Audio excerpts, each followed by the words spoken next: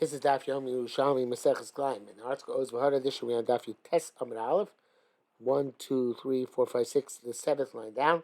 Tani Mutar Hu Adam, which in the Vilna should be Yud Amud Aleph.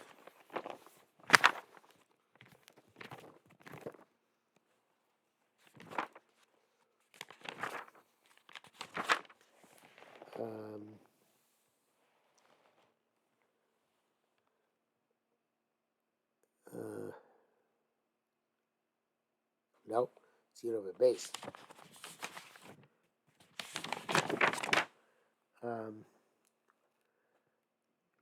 Tani Mutar Adam is the second to last narrow line on Yud Amud base in the Vilna.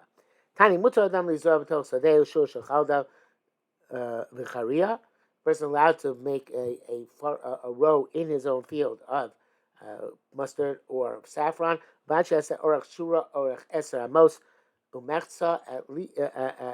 long as the length of the row is at least 10 amos and a half. Arocha milu on the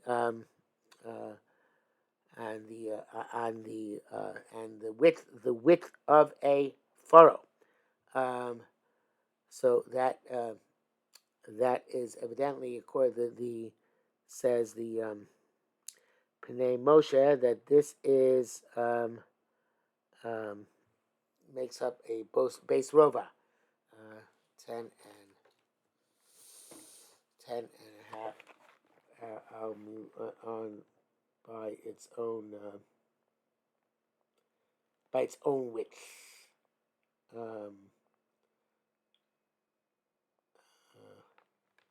remember what that width would be.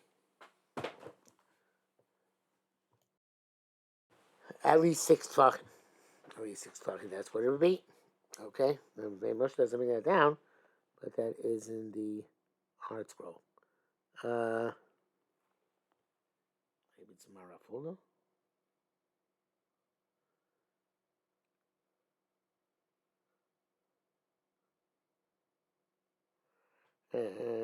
Marafullah says Arocha Miluo means Hainush Esra Mosu Mechza Shizeh Shir Makah Chashuv La'atzmo.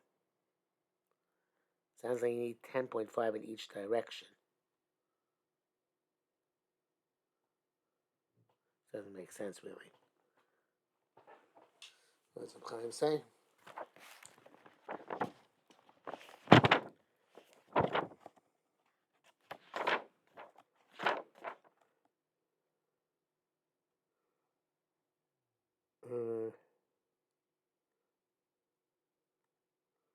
Yeah, 6 tefachim. Since it's 10 and a half hours, right? Long and 6 wide, it's nicker to be a. Now we're going to explain. Is the Gdol is what's large, what's small. Im yesh ben bad lebad base rova, harei the Gdol. Between each bad, there between the branches from this row and the branches of that row next to it. Base rova, there's an interruption of base rova. Zoe Gdola, that's a Gdola. And you can you put another min in the middle, and you're only going to be distance yourself from each side half a rova. We know that vegetables and grain require the distancing of a rova. Now that's permitted because you can make each row into a rosh tor. And therefore it could be permitted to put them together. This here over here in the Chaim. That little strip in the middle is okay because you can put that imaginary rosh tor to it. Imaginary the dotted lines, which would therefore make it okay. So that's what we learn here. From Reb Chaim adds, from here we learned that the shear of the length of a rosh tor is a half a rova. And And since there's a hefsek base rova, a planting in the middle, so each shura has a half a rova, in which you could make a rosh tor. And even though the row of the mustard is 6 tvachim, so if that's the case, there's not literally a chatzi rova, that's okay. So, as he says here, even though this is diminishing the base rova in the middle, in which you could make the rosh tor, that the diminution of the 6 tvachim of that row is not going to be significant, and you're okay. Okay, so that is what our Gemara is talking about.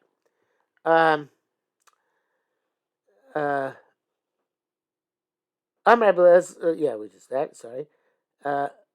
The Im ben bad lebad base rova harezu gedoyla. And then Shai just says a different gear saying yesh ba b'chol tzad base rova. He requires more, but that's according to Pashtan Gemara. The way Chaim learns it, if you have a base rova in the middle, which would mean half a rova on each side of the strip in the middle, so then they're okay. If not, it is considered to be a small field. So,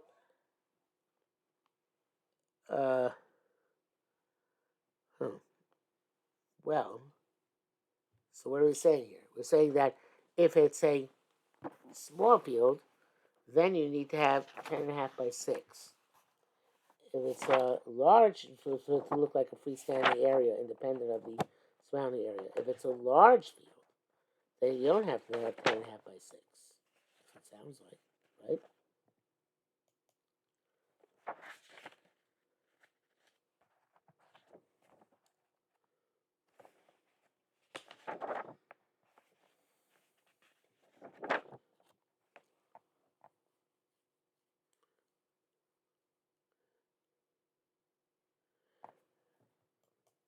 Right. That's what Chaim goes on to say, that in that case, which we just saw the picture of, since it's a the Gdoila, you don't need to have the middle strip of the Charir Chai. That'll be 10.5 amas long. No, you don't need that.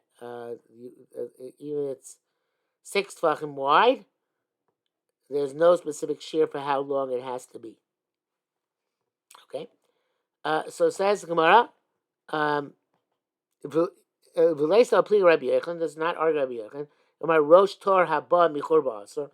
We don't make imaginary rosh tors, and here just say we make an imaginary rosh tor on each side. Tama lizloin kanli rakos. It's different, he says. Somebody wants to put grain by grain, we don't make imaginary rosh tors. But if you want to put a grain adjacent to vegetables, we can make imaginary rosh tors. Afa gadol yechon poi b'zloin. Even though yechon argues by a grain, here he concedes the point by vegetables. So I guess because of the not sure exactly why that should make a difference, but somehow that dissonance between vegetables and grain suffices. So the Rav Fuller says, "Hachim b'yakos derech yrakos lizar son arugos. V'avlei aruga ketana kisad gedol of lo nechshav le rosh tor." I'm not sure what he says lo nechshav le rosh tor. According to Reb Chaim, what it means is that, so the Rav Fuller says, but according to Reb Chaim, what it means is that evidently because vegetables are planted on smaller scales, and therefore, since they're planted on smaller scales, even Rabbi Yochanan is moida that you can say rosh tor between vegetables and grain, but not between grain and grain. Okay, it says Gemara further. Greed mutar lizarabo kol min she yirtzeh. If you have a greed,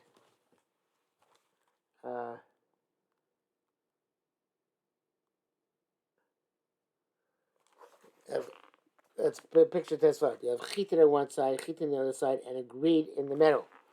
So you're allowed to plant in anything you want. The Rafal explains greed makam hayabe shebesadim. What does a kol mean?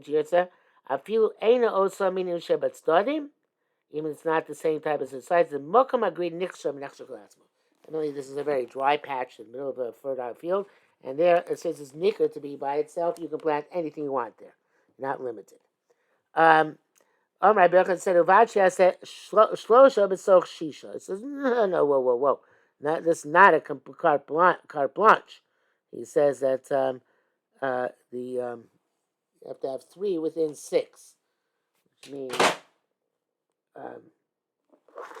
if the width of the shura is 6, 3 of it has to be planted. Width of the shura is 6, 3 of them have to be planted.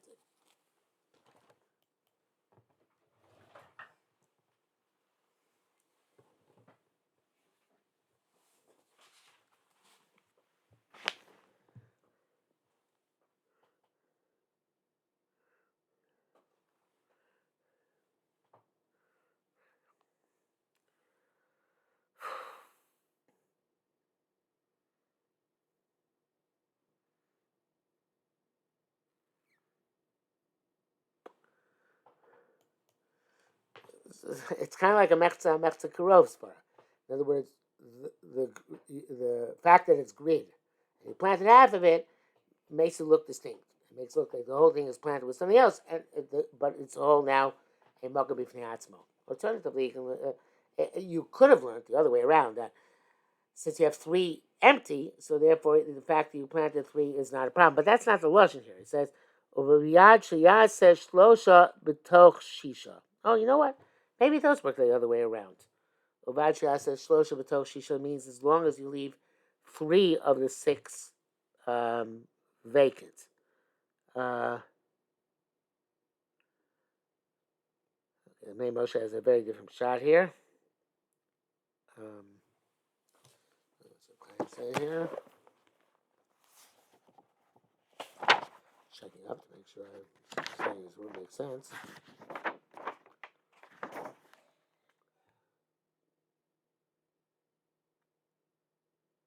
No, that's not what he says. What Baruch Chaim says is that you have to, not that as long as you leave 3 fallow, not like I suggested just now, but rather like I said originally, as long as 3 of it is planted, 3 out of 6 is planted. So he says the width of the grid should be 6 tvachim, as long as you plant of them at least 3 tvachim, because less than 3 tvachim, it's not nicker that it's independent, and it looks like it's a mixture. And shlosha shem tzmuchim l'gader kagrid. If you have land which is adjacent to a fence, it's like a grid. That's what it says. It's like a grid, but I guess in other words, you have it is a grid according to Reb Chaim, but you don't need to have a full 6 tvachim. You have to have just 3 tvachim. The fence and the 3 tvachim make it look already like it is a distinct zone, and that's good enough.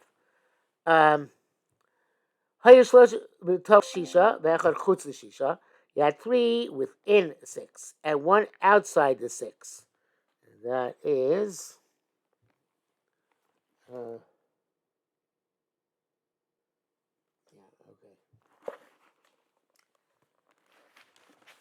this is the way Chaim has it: 3 inside the 6 and 1 outside the 6. So I have here an arrow, bringing that one on the bottom, which is one outside, to the side. I wrote on the side of the Gemara.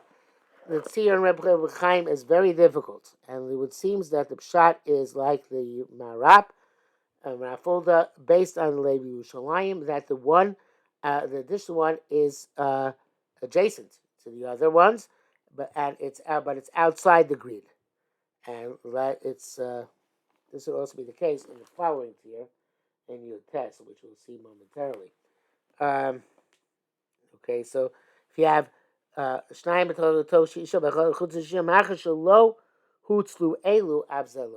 since those 2 are not good enough, because, and this you see clearly, like I said, suggested before, is wrong, that the 3 you need is 3 planted, not 3 empty. So since you only have 2 planted, so Since they're not saved even the tziruf of the additional one outside the grid. Hayasham, if you had there, it says grid shura v'shura gader v'shura, but the Rav Fulda has here Hayasham greed, Hayasham shura greed, v'shura gader v'shura. Okay, you have a shura of grid. Let's see the Maraf on the side. Hayasham shura grid, v'shura gader v'shura. That says Chovshim es a shura gabe shel gader besados. Explains the Marafulda. Achi Birshim yesh kan shura, v'acharka grid, v'acharka shura. You have a row, then a grid, then another row. V'acharka, then you have a fence. Mutach moshe shura smuch gader besados. You can surround the row which is next to the fence with other fields. Even though normally you're not allowed to surround, even with unless you distance 3 tefachim, 6 tefachim.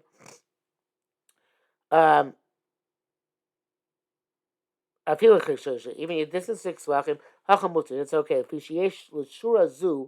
Pesach pasuach litzad hagrid, because this shura has an opening, so to speak,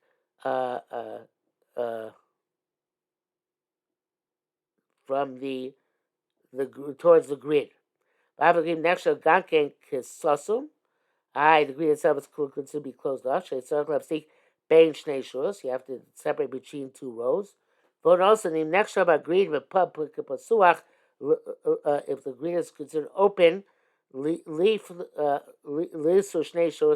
the 2 rows forbid each other. Nevertheless, it's permissible.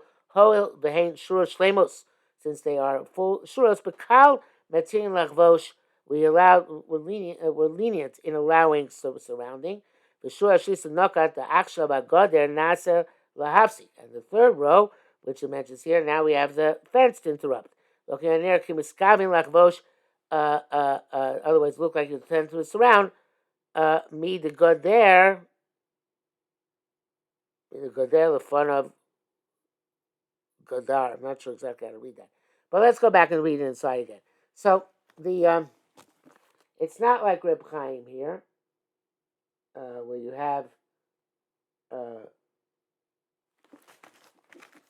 a grid, a shura, another this is empty, another patch planted, and a goder. But rather you have a grid. You have a shura. Sorry, first this would be your shura. I'll show you the picture. Sorry. Now Reb Chaim says here you have a grid and a shura, and then another patch, and then a gutter afterwards. But rather, according to Marav Fulda, it would be that you have a shura, grid. First you have a row of grid, and then with shura gutter, then you have a row next to a gutter, and then you have a shura on the other side of the gutter.